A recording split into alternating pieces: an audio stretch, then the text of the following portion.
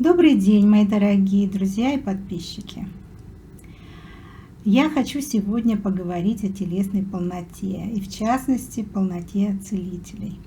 Иногда мои друзья, последователи, ученики, клиенты задают мне вопрос, почему я, помогая другим людям стать более стройными, сама остаюсь довольно полной женщиной.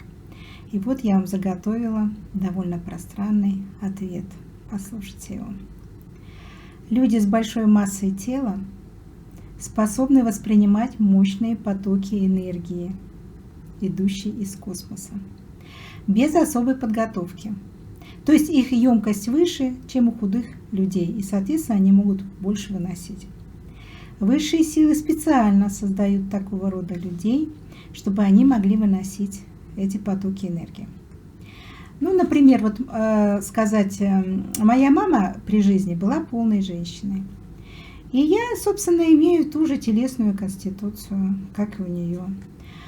И к тому же я практически каждый день работаю с большим количеством космических частот. А посвященному человеку, имеющему интенсивную рабочую практику, труднее похудеть, чем обычному. Тем более, если с начала своей деятельности он не закрепил материальные оболочки своего тела на определенном уровне. Сейчас это вполне возможно сделать. Ну а те застрельщики, которые начинали работать с космическими энергиями, этого еще не знали. Поэтому являются, так сказать, жертвами своей деятельности отчасти.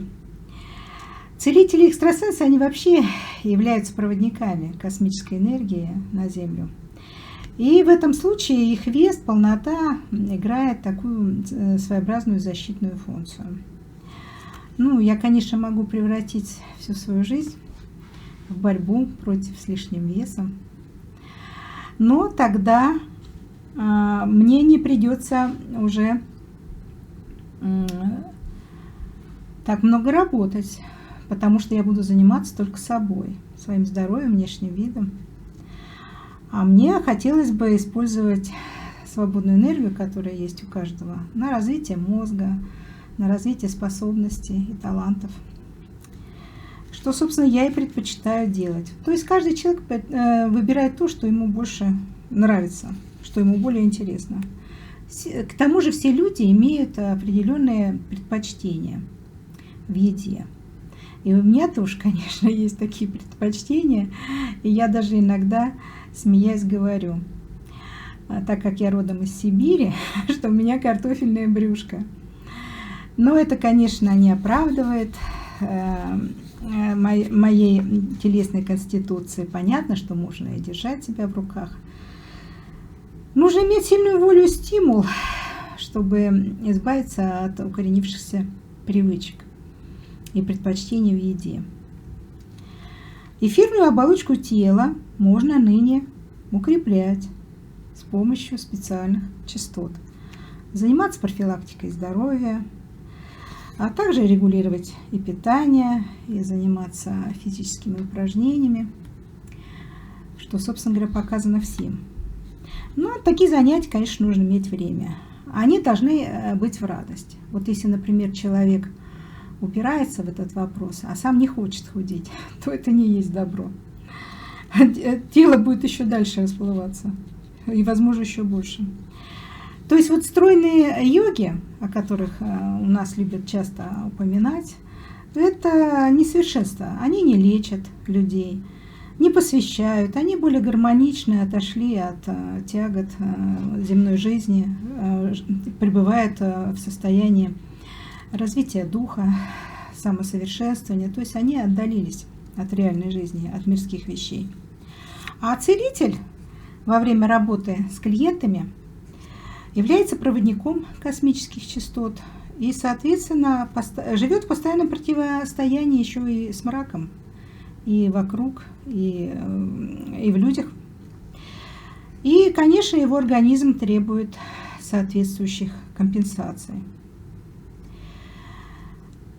Целитель зачастую работает до позднего вечера, а потом ужинает. Это, конечно, не есть хорошо, у него может возникать из-за этого избыточный вес. То есть это такие, как бы сказать, издержки его профессии. Но при всем при этом полному человеку может быть вполне комфортно в своем теле. Он может привыкнуть к своему образу жизни, и все его может устраивать вполне. А если посвященный человек хочет стать стройнее, ну, например, он разбалансирован, утомлен, то ему зачастую не хочется подсознательно тратить энергию на свое восстановление. И организм начинает экономить энергию, беречь ее. Какие-то вещи посвященного человека истощают, и тогда его руки уже не доходят до себя. И такое бывает. В общем, в определенные моменты жизни человек должен концентрироваться на главном. Процесс обретения более стройной фигуры может идти медленно, но верно. То есть важен подход. Если человек хорошо поработал, конечно, ему хочется чем-то себя порадовать.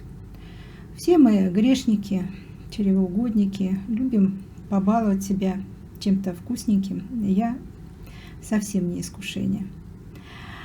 Святые на небе, а мы на земле.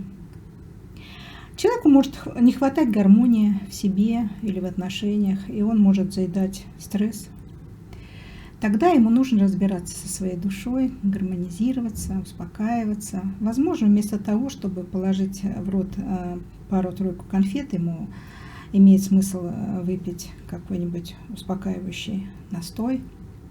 То есть этот вопрос уже каждый решает сам. Вот что я хотела сказать. Конечно, лучше с молодых лет беречь свою фигуру, не позволять ей расползаться. Особенно это касается рожавших женщин, у которых часто нарушается обмен веществ по этому поводу. Но тут уже, понимаете, это и наследственность, это и среда, это и подходы, и взгляды, и пожелания самого человека, каким ему быть, каким ему жить. Поэтому все это очень индивидуально. Каждому нужно думать о себе и не смотреть и не судить других, потому что судить человека может только Бог. Я желаю вам сохранять свою фигуру, если она у вас еще есть. В мире сейчас наблюдается все больше полных людей, потому что и питание стало более синтетическим, в нем полно гормонов, и удержать вес на приемлемом уровне становится все труднее и труднее. И все же, при всем при этом, можно постараться каждому позаботиться о себе и знать, что эта борьба может быть длиной в жизнь. Поэтому желаю вам успеха в этой борьбе. Будьте здоровы и гармоничны. Всего вам самого лучшего. До следующих встреч.